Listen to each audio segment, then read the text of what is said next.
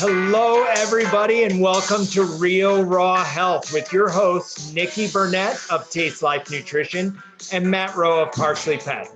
During our show, we are talking about your pet's health, raw feeding, and the health our pets bring to us with love.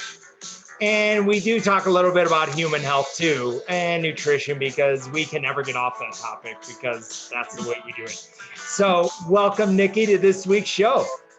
Hey, thanks, Matt. It goes both ways. So many of the things that we do for our dogs or we do for us is good for the other. Now, there are a lot of things that aren't, so we've got to be really careful about that. But, I think that's what makes this fun is knowing how to take care of ourselves kind of goes out to the family. We want to take care of the family as well. And the way it should be, and I hope it is for everybody out there, is that our dogs are part of the family. And so understanding the best ways to care for them and what we can do to help them to thrive and to feel good and to live a good, long, healthy life, that's what it's all about. And we want to do that for us and for them. So, yeah. Oh, absolutely. And that's where, when we look at building this show and everything we talk about and everything we do, there's a reason why we start talking about our dog's health, because you hit it on the head. They're part of the family. And if they're sick, it's going to pull us down too.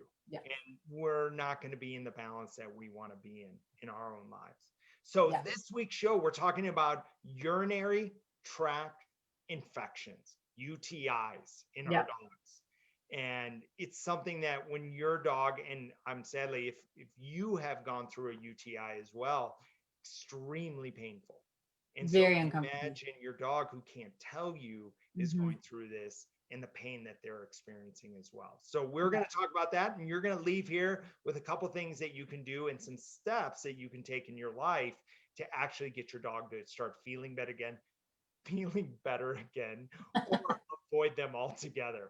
So Nikki, we were talking in the pre-show a little bit about this, and you were starting to talk about some things on the basis level of what is a UTI, what happens inside our bodies when it starts to happen. Yeah. And so I think some of this we can take for both humans and dogs, and there are things that we can do for both humans and dogs. So I think it would be good to hit on that, because especially for us as women, men get UTIs as well, and I get it, and I'm not trying to be insensitive, but women just get them all the time, and they can be really chronic, really uncomfortable. And what does that lead to? Just like in dogs, like, oh, another round of antibiotics. Oh, another round of antibiotics. What do I do? It's so uncomfortable. It's painful. I got to have more antibiotics. What antibiotics do? Well, they kill everything, right? They kill the microbiome. They kill, it's systemic. So we have a microbiome, but we've got our microbiome, which is our whole body. So we've got our oral microbiota, we've got our gut microbiota, we've got our vaginal microbiota. All of these things are really, really important to keep them intact. And antibiotics have the potential of destroying all of the good and the bad. So what can happen then? When it's all destroyed, then you have the pathogenic and the opportunistic that have the opportunity to overgrow. So then what happens? You're starting the cycle all over again and then potentially making it worse. You might have another urinary tract infection, or things might get worse. You might, end up with gut issues. We can take it and, it's can end up being just kind of a nasty cycle, where what I see in practice now are people who are, have been on antibiotics their whole life. They're like, why are all these things happening to me? I look back, like, this could be a huge piece of that pie puzzle. So just to kind of put it in perspective a little bit, so we can understand that, yes, antibiotics have their place, but I don't think it's in most cases in the place of UTI, when we know for the most part what can cause it, and what typically causes it anyway, and then what we can do about it. So with that said, causes can be things like resistant bacteria. It can be things like with female dogs that have been spayed. So bacteria can colonize around the vulva, and because of that, they have the ability and they have the spay incontinence, which we talked about a couple of weeks ago. So that spay incontinence means that bladder is open just a little bit. They leak just a little bit, right? And it's due to inadequate hormones because of being spayed. And so the bacteria then can migrate up into the bladder and create a bladder infection, or a UTI. It can also be due to, stones, right? So this is going to be a big part of our conversation, are going to be stones. But then it also can be due to, so there are multiple types of stones. So we'll come back to that, but it can also be underlying immune conditions. So metabolic conditions like diabetes, Cushing's, thyroid conditions, things like that. If the immune system is not balanced or is not adequate, then you have the ability for the opportunistic bacteria to take hold because the immune system can't fight it. Yep. So if we were to look at the things that are the two biggies right there, stones and immune function. So those things, what's going to be, and Matt, this is sort of redundant, but I'll let you answer, or rhetorical, not redundant, rhetorical. But what is the biggest thing that we can do to not allow stones to form or to have a robust immune system? Yeah, I mean, one of them that we talked about in the pre-show, like I said, is the amount of hydration that we have, the amount of water that we're consuming, and how we're processing through the kidneys as well. And there's a couple of things that happen to us when we eat bad foods. Like, for example, when our dogs eat kibble, it's a very dry product. So we're really just dehydrating our dogs. Yeah. And we're really making it very hard for them to get the moisture content that they need. And so that's why we promote raw feeding so much, is because as they eat raw, they're actually getting the hydration that they need. They're getting indirectly, they're getting water from the food that they're eating from eating a raw based product. And also, there's some tricks you can do with raw food. You can add water to the raw food, just a little bit. And so they're getting water indirectly from there as well. So making sure that that hydration stays high, and they're also keeping their pH level at that consistent rate of about a rate of 7 in their pH. No, lower. So it's like 6 to 6.5. It's got to be just a little bit acidic. A little bit acidic in there for that. So then when they eat kibble, it spikes it, and it becomes their pH level becomes too high in that case with it. Yeah. Did I answer your question? Yeah. Yeah. No, that was great. I mean, it's obviously exactly what I was looking for because, well, we've talked about it already, but no, guys, we don't like pre-plan these shows, or this is really just coming straight out. No. Like, we really kind of script some of this stuff out, so we make sure that we do come across the right way that we want to. So yeah, so one way to prevent and actually help a urinary tract infection is increasing the amount of hydration that your dog is receiving. Yeah, it's really important. And one of the things that I want to make sure I make a point of so I don't forget, because it is in my notes, but it's like at the bottom here, but is the fact that if you have a dog who is drinking more, we always want to pay attention. I think we're not as good at paying attention to our own bodies as we should be. This is something that I talk about when I'm talking with clients or when I'm doing talks, is we need to start to pay attention to our bodies. So at the same time, as you get to know and, live with your dogs or whatever animals you have, you get to know what they typically do, their personalities, how much they drink, how much they eat. You can start to tell when they feel bad. So if you have a dog who is drinking more than usual, or if you have a dog who is potty trained, or your dog is getting older, or whatever it might be, and there are accidents, we ask that you just think about that and know that this is not a time to punish, but a time to consider what might be going on. I'll tell you, when I was in college, and I feel terrible about it, but it's just, I just didn't know that my roommate's dog was peeing on the floor. And I was so angry. It was an apartment, I was going to have to pay fines for this stuff and whatever. Right. And so I was really frustrated. And the dog had, I think she might've had stones and an infection. I'm not really sure, but either way, she was suffering. And I just felt terrible about it. And so this is something that sticks with me, obviously, but I want there to be that awareness, just paying attention. We want to always pay attention to our surroundings and our family members. And I think that is really important. Yeah. Another point that I want to make is, going back to the alkalinity / acidity of their urine pH. And sorry, I didn't mean to correct you, but I think it's an important correction, is that, 7 is neutral. Dogs are carnivores, as are cats. They're carnivores. And so to have that pH slightly acidic then does not allow for the growth of opportunistic bacteria. Correct. When you start to get above that 6.5 to that 7 neutral and then to higher than that, the more alkaline, that's when opportunistic bacteria can thrive. And Yes. so you have true vegetarians, losing my words, like horses and cows and things like that. They're naturally, biologically, God made, gonna have a more alkaline urine pH, but that's how they're made.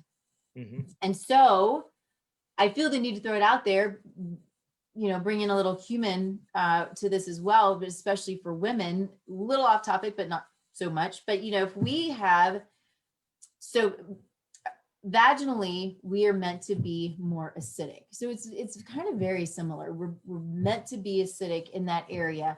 Once we become more alkaline, which can be, sorry, it's kind of gross. I can't help it. But, women who douche and women who are not eating properly and things like that, it can alkalize that area. And that's when we can have UTIs and yeast infections and things like that. And a lot of people, I think, don't truly understand why, besides the fact maybe there's antibiotics that are being taken and things like that. So understanding that area is supposed to be acidic and it's that way for a reason. Yeah. So I'll stop because I've been talking a lot. There's something. No, and something you bring up in that pH level, your dog's stomach is extremely acidic. And so naturally it's sitting somewhere around a 1 or a 1.5 in the acidity level of your dog's stomach. That's why they can eat goose poop as you go on a walk and not throw it up and not get sick in some of those cases. It's because they are maintaining that level. So then when we feed kibble, we're increasing that and creating that pH level above a 7, which is going to increase the chances of a UTI that comes into it because of their diet and what they eat. And so if your dog is sitting there, think about a raw-based diet and think about feeding your dog naturally. So all of these nutrients are bioavailable to them. So when you look at nutrients, I mean, you've seen, there are things that we read before the show that high magnesium levels. Well, if you're feeding kibble, it's coming through as a synthetic vitamin pack in the food itself, which they could be receiving an overabundance of magnesium. That's why testing the dog's minerals is very important when you look at all these steps to make sure that they're receiving that ideal diet that's bioavailable for them. So something that's not synthetic and might be pushing that magnesium levels too high or at a dangerous level at that point. So, and then also when you mix in the fact that kibble is dehydrating your dog, so your dog is not getting enough liquid in its diet, it's not drinking enough water indirectly. Now, granted, if they do have UTI issues, something that you do brought up, you might see increased drinking in regards to that because your dog naturally is trying to get this out of them and get their kidneys to process it out of them and get into there to bring into balance that pH level in their stomach and get it low again. But if we're feeding them a bad diet, it's just like you're chasing that tail. Then if you take the standard medication that they're going to give for UTI, which is an antibiotic, now you're stripping the gut microbiome. So you're hurting their immune system, their natural defense mechanism that is actually going to go out there and help and actually go into actually making them start to feel better naturally, but you're just chasing it.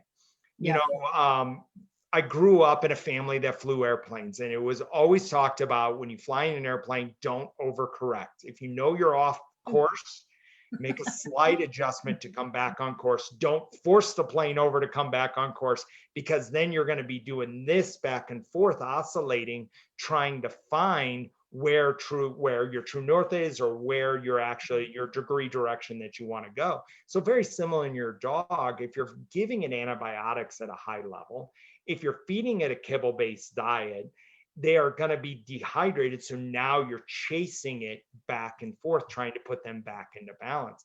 That's why raw feeding is such an easy way to keep your dog in balance and keep their bodies in balance of what they really need. Right. Yeah. I totally agree. And to just talk a little bit more about stones themselves. So stones, there are different types of stones, but I think they're mostly made up of a magnesium phosphate. It's called triple phosphate or magnesium ammonium phosphate stones, right? Or struvite. So if you have, Yes. dogs with stones, I had to write that down because I wouldn't remember all of the what it's all made of. But think of MAP, right? Yeah. But they're crystals, and so these crystals form, and you think of crystals not just stones that are round, but crystals form, and they have edges, so they're really irritating, really uncomfortable, really inflammatory. And as a human, Yeah. if you've had stones, you know this because it freaking hurts.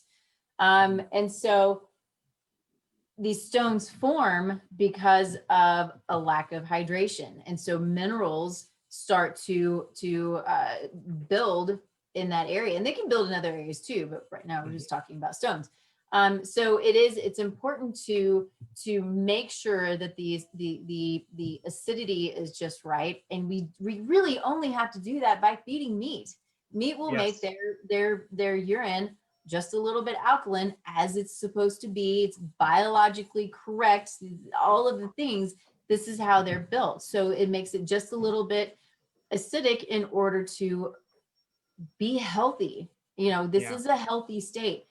I keep saying this time, but I can't help but throw out there are a lot of, there's this big acid alkaline debate. The more alkaline we are as a body, the better we are, because we fight cancers, and we fight this and we fight that.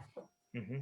We have to be really, really careful with that, because we become more alkaline. Well, we alkalize our gut, which there are places in the gut throughout, in different places, that are supposed to be acid, and some that are supposed to be alkaline.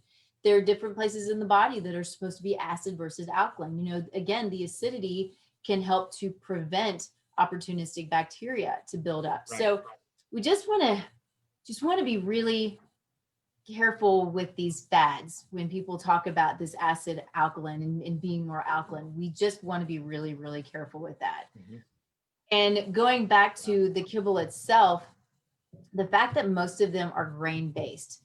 Yes. I'm not even talking about the lack of nutrient density, and the lack of and the synthetic nutrients that are put in, and that it's a dead food, and then it's all of these terrible inflammatory things that kibble is.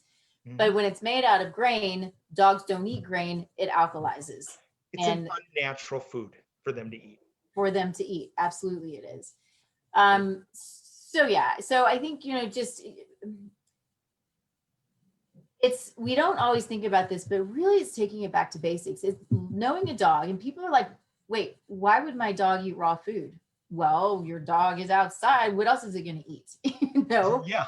It's a total mind shift, and people freak out when I start talking about this. I was at a club the other night, and this guy's like, what? I mean, he just went over the top, going, I can't believe this. I had no idea. It's just really funny, the reactions that people have. I'm like, Mhm. take it back to basics. Let's think Yeah. about this just a little bit. And you'll go, oh, no, it really does make sense, which is why we just keep talking about it and talking about it and talking about Well, it. look at it as, if you think about it in our context as human beings, if we didn't have food available, if we didn't have a grocery store and we didn't have food available, what would we do?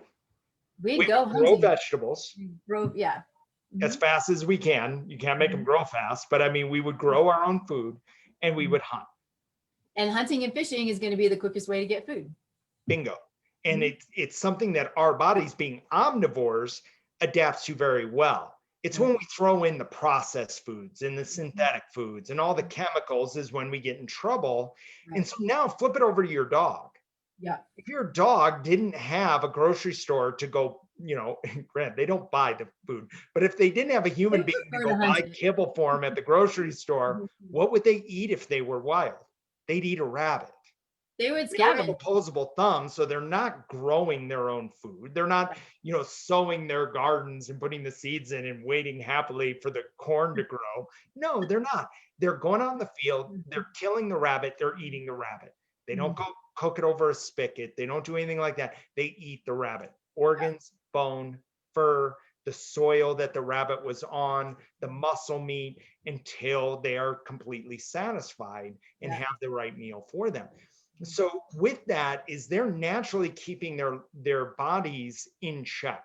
Take a look at wolves. Wolves, they're not going into the doctor for UTI issues. And you're not seeing wolves running around in the wild, having urinary tract conditions. It's because what they eat is naturally keeping their bodies in check. Right. Right. So, Oh, go ahead. no, you go right ahead, Nikki. Okay. I was going to move into some of the things that we can do to help with those who have chronic UTIs. Is that cool? Yeah, I think that's awesome. It's a great way to end it. Cool. So for women, men too, and for dogs, one of the really amazing things, I mean, this has changed lives for clients that I have, but there's a product called D-mannose, and it's a component of cranberry.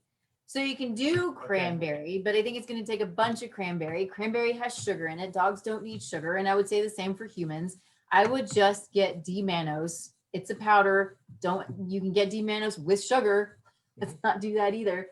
It's just a powder D-mannose. And it makes the lining of the bladder slippery. So bacteria can't collect. Now, it's still not fixing the problem. We still need to eat healthy meals and a healthy diet, and our dogs need to eat their biologically appropriate foods and things like that. But it works so well. I have had women who I'm working with, and we're working on the dietary changes, and then we do the D-mannose, and they're like, their lives have changed. No more antibiotics. It's really cool. And there are dogs. It works really well with dogs as well. So D-mannose, probiotics. We talk about this. We know how important the immune system is. We know that good, healthy probiotics help to build our immune system, helps to build the dog's immune system. It's 70% plus of the I get my numbers mixed up sometimes, but 70% plus of the immune system is our microbiome. So our good, healthy bugs. So having those balanced and in check is really, it's just super important. Honey is a great one, but don't just go get the little bear and the liquid honey. You got to get good, healthy, raw honey. Yeah, it's got to be raw. Filtered raw. Is that the polyphenols within the honey that is helping them with that? Oh, there's so many things. If there are probiotics, there are enzymes, there are antioxidants, there are polyphenols. It's so loaded with amazing nutrients. It in and of itself can help to feed and build a microbiome. It can help with the oral microbiota. Right. So, it's sweet, it's sugar. And I'm not saying we need to just eat it all day long, but taking a little bit, there's a time I haven't done it in a while. I really should. But Manuka honey, I would take a little bit of it and I would swish it around in my mouth. And I hadn't had cavities in years. I do other things too, but I think that's a really great thing to do as well. And if you give your kids, your dogs, your kids to me, a little honey, because it's a little bit sticky, they're going to get it hopefully around and, help build the bacteria, but it also will help to kill the bad bacteria. Yes. It's really great antimicrobial. Dandelion, I think is a good one, can be a good one. I've not tried that one. I just saw it somewhere, and it's great for the liver. And I think that is probably a really good one. Another one that was not on here and I saw somewhere else was colloidal silver. Yeah, that's a really good one. I am a big fan of colloidal silver. There's at least one horror story about it, and I think that we need to be aware of it. But there's a woman, I assume it's a real story. I think it is. But years and years ago when it first came out, and they had bigger particles, and it's true silver. So it's silver particles in a diluted solution. And so this woman was told to take it, and she took it for years and years, and she turned blue or silver because it was stuck in her skin. I've heard this story. Yeah, I do believe it's true. Now, I've not done a bunch of research into it, but I think the possibilities there, again, if you're taking it's an antimicrobial as well. It's basically a natural antibiotic. So what is that doing? So think about these things. We do them for a period of time, and then we take a break, and we are very careful about what we're taking. You can get the really tiny nanoparticles that shouldn't do that, but you shouldn't take it for an extended period of time anyway, because is it disrupting your microbiome? What is it actually doing when you're just trying to you don't want to take it, you only want to take it in more acute situations, if I'm saying that properly. So anyway, colloidal silver is amazing stuff. It's good stuff for all kinds of things. But with all of these, take them in moderation. Start small. Don't it's and I do want to make a point. If you think your dog is a UTI, go to the vet. Have a professional look at him. Yeah. You can always make the choice on the treatment that you Mhm. give to your dog. So heavy amounts of antibiotics, talk to a good naturopathic doctor that can really walk you through. Talk to Nikki, talk to me, talk to your resources that you trust that can point you into a good direction on different types of treatments for UTI for your dog. Yeah. And it is painful. With all of those things that go, definitely go to your vet and see Yeah. your vet about it.